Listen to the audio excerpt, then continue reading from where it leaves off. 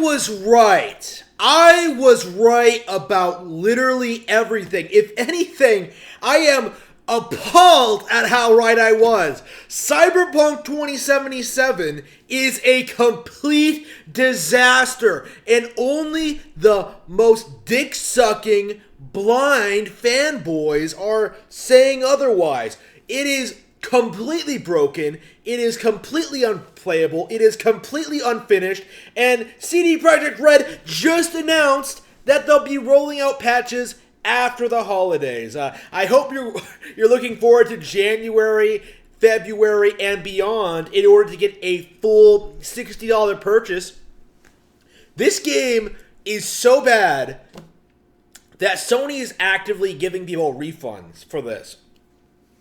This game is so broken that even shills like Angry Joe are coming out and saying that, like, yeah, this game is a complete mess. Like, there is nothing nice to say about Cyberpunk 2077 at this point in time.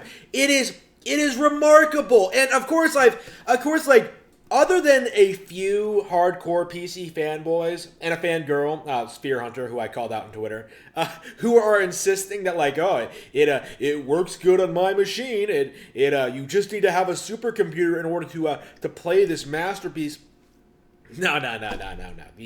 The game is fundamentally flawed. Like, if it doesn't look that good, it's not that compelling to play. It doesn't have that interesting of a setting. There's nothing about Cyberpunk that's interesting from a gameplay perspective. Like, why exactly were all of you so excited for this game? Like, I still don't know. Why are you damage controlling it now? I still don't know. Well, it's because you're blind, okay? You are completely incapable of criticizing a video game company. You were memed into believing that CD Projekt Red were the good guy company who were going to deliver a quadruple A experience, like a true next generation video game on PS5, on Xbox One, Series X, on PC, and now that clearly hasn't happened,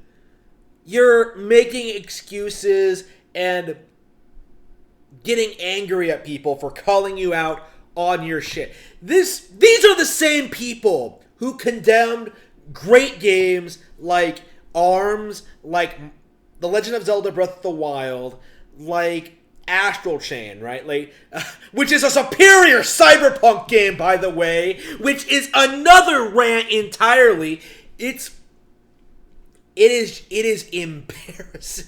It is just ridiculous how far, how extreme these people are willing to go on behalf of a video game company. Like I haven't been following a lot of, like, the coping. I haven't followed a lot of, like, the controversy, but I can't imagine that the shills, the people who have spent years, since 2012, telling everyone this was going to be, like, one of the best games ever made. This was the most exciting project in development right now. It was going to be way better than shit like Breath of the Wild 2 or any upcoming Nintendo Switch exclusive. Years and years we waited for this shit. Delayed twice, I believe. And now that it's finally out, it's still not finished. And you refuse to admit it? You refuse to give this game any criticism at all? Like, oh, well, they'll fix it with a patch. No! No. The game is bad now, so you need to judge it on its merits now. Like, it is completely unplayable, and I fully agree with reviews that are giving this, like, 1s and 2s and 3s. It is literally unplayable. Like, I don't care how ambitious it was. I don't care, like, what talent was behind it. I don't care how hyped you were. I don't care about your fantasies of, like, living in some cyberpunk dystopia. I don't understand the appeal of cyberpunk in general, but it's dumb. Like, this entire ordeal The damage control, the excuses. Like, people are coming to my comment section. That video I made like a couple of months back, in July, I think, 5 months ago, like calling me a prophet for calling this game for what it was, but not really. I mean, maybe I was like, I think there are like older videos where I was like criticizing CD Projekt Red and Cyberpunk 2077. I've been talking about it pretty consistently since at least 2015, but like, the signs were there, right? Like, this isn't some like this isn't something that's uncommon. You know what I mean? Like, we're at the point now where we can safely say that every single major PlayStation 4 release was extremely broken and disappointing upon release, right? Like Knack, Killzone, Shadowfall. You had, The Last of Us Part 2. You had this situation. Like, it never stops. Like, it doesn't matter how many bad games these companies shit out, right? You're just gonna keep coming back for more because, oh man, PlayStation. Oh man, they're so much cooler than Nintendo, man. They're so much better than those filthy plumbers and those idiot elves. Like, this is where it's at. Like, I want to see Abby get railed behind by another man. Like, I want to see Joe. I want to see Neil Druckmann exhibit his brilliant writing prowess into a video game. I want Neil Druckmann to take a shit on a PS4 desk and just convert it into a video game. Like, I want them to convert his fecal matter into a playable state. And I will sit here and call it Game of the Year. It sounds like I'm exaggerating, right? It sounds like I'm making shit up. It sounds like I'm being like hyperbolic, or no, I'm really not. Like, when you get right down to it, like, I'm not the extreme one in this circumstance. The extreme ones are the people on Niche Gamer, on YouTube, on Twitter, on like 4chan, on every other website, right? Who are seriously coming out in defense of this.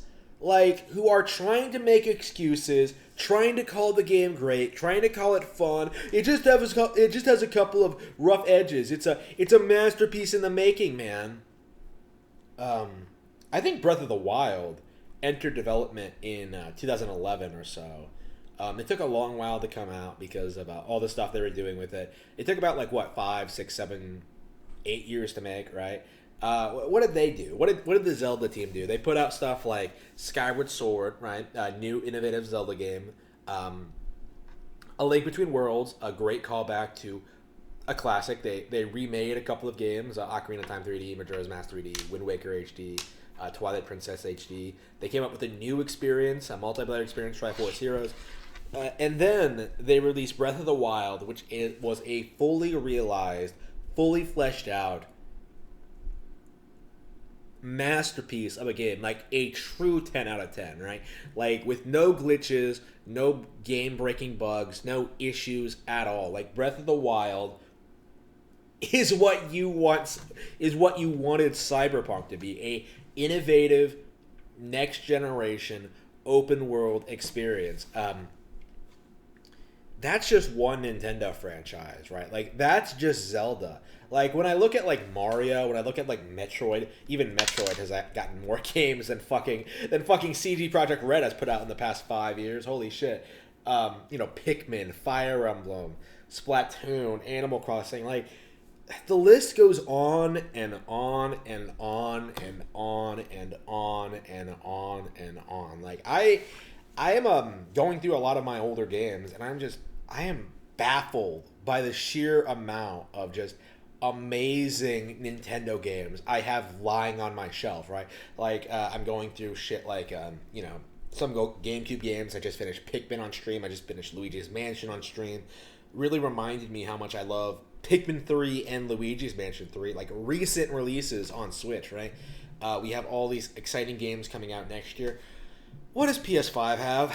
What is Xbox Series? I really want to know. What does CD Projekt Red have coming up next? Like, what are you looking forward to after Cyberpunk? Like, after CD Projekt Red's stock dropped like 30%, right? After this disaster, after this complete failure to deliver a compelling, like, what are you looking forward to next? Like, this was supposed to be your thing. I've said this a lot of times. Like, I think I said this to Razor Fist in particular, who I do feel falls into this trap a lot when it comes to genres he likes. Don't be a consumer. Okay, like, don't be a person who lives to, like, consume products. Like, you consume media, consume video games, like, just for the sake. Like, don't get yourself hyped up. Don't, like, revolve your entire existence around this idea that Cyberpunk 2077 is going to be the greatest thing ever. I remember, like, in 2006, that early 2000 period, when Twilight Princess first came out, and I was, a stupid kid,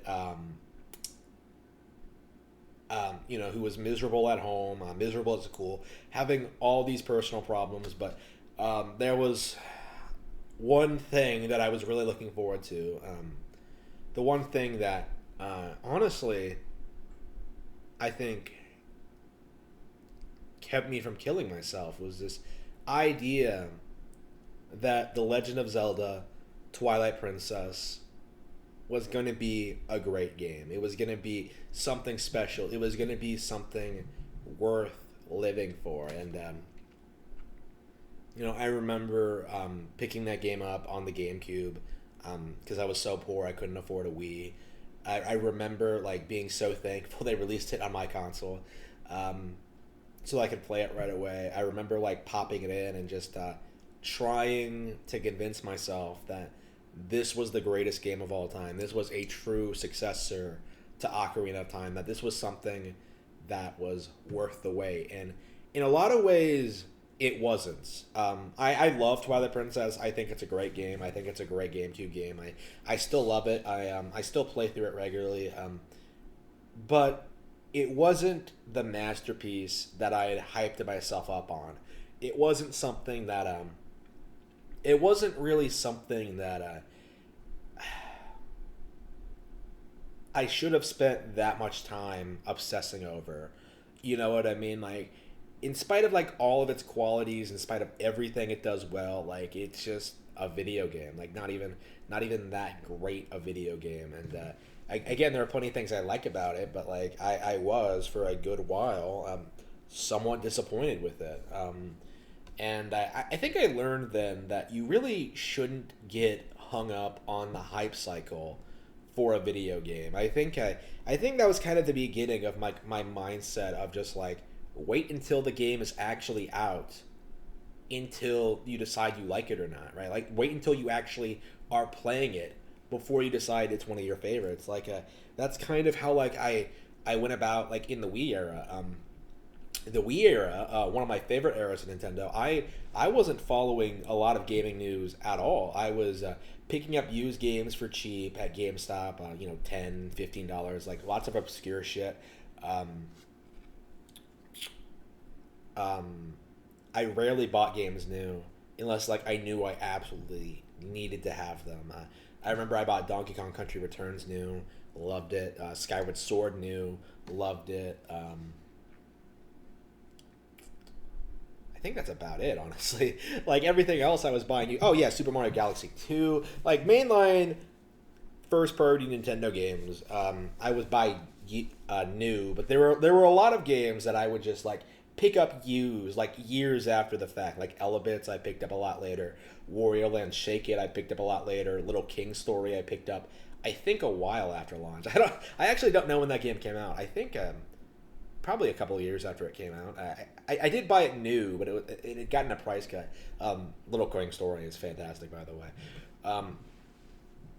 Like, I was actually playing video games. I was actually, like, enjoying myself. I was actually, like, experiencing this fantastic video game console the way it was meant to be experienced, as something that you can play games on, as opposed to, like, being a thing that you can, like, brag about to your friends for a couple of weeks and then move on to the next thing, which I think is the main appeal of Xbox and PlayStation at this point. It's just doing the popular thing, right? Like, it's just doing the mainstream thing. Like, nobody actually seems to care about the video games, right? Like otherwise, like shit like this, No Man's Sky, like Godfall, I hear is pretty awful. Like it just wouldn't fly. Like people would just stop following these companies, but it simply isn't happening. Because these people are just always going to like mindlessly consume the next thing with no regard as to like quality or even whether or not they enjoy it. Because of course there is room for like bad media in your life, right? Like plenty of people like shit like The Room, right? Like plenty of people like watching weird anime or obscure shit or like just trying to see what's out there, right? But when you're spending your entire life looking forward to game announcements or looking forward to like the next big thing, like you really kind of miss out on your life. You know what I mean? You kind of don't really know. You kind of, it kind of comes off like you have an empty life, right? You really have nothing else going on in which you have to obsess over that next Nintendo Direct, that next like E3, that next CD Projekt Red game. Like you have to do that, and I think that's really pathetic. I think that's really sad. I think you need to go outside and talk to a girl or something. Like holy fucking shit. It's remarkable. I think how much I've sort of I've sort of grown away from that sort of behavior. Or I mean, I guess I was very young when I grew out of that behavior, right? Because I never took game media seriously. I never took reviews seriously. I never took like a game of the year seriously. I just wanted to play video games, and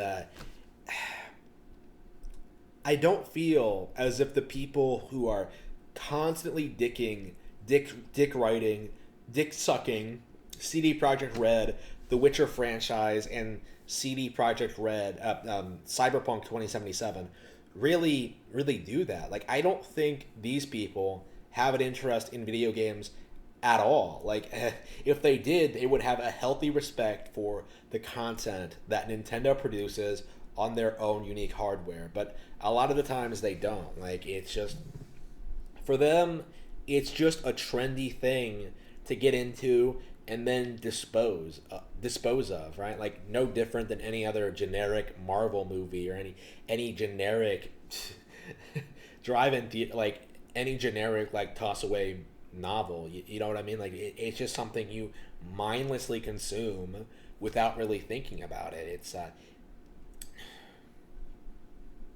like porn, or porn's probably a really good example, right?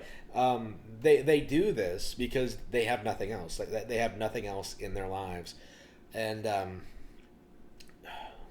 it needs to be addressed more, I think, in the community. Just how pathetic these people actually are, right?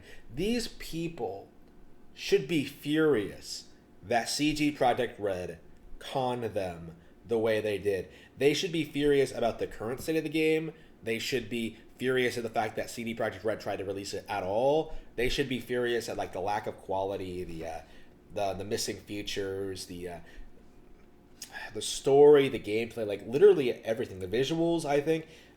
There should be like controversy after controversy after controversy, and for a lot of people there is that, but there are that hardcore group of people who will religiously stand by CG Projekt Red no matter what, and those people are downright pathetic. Cyberpunk 2077 will never be a good game.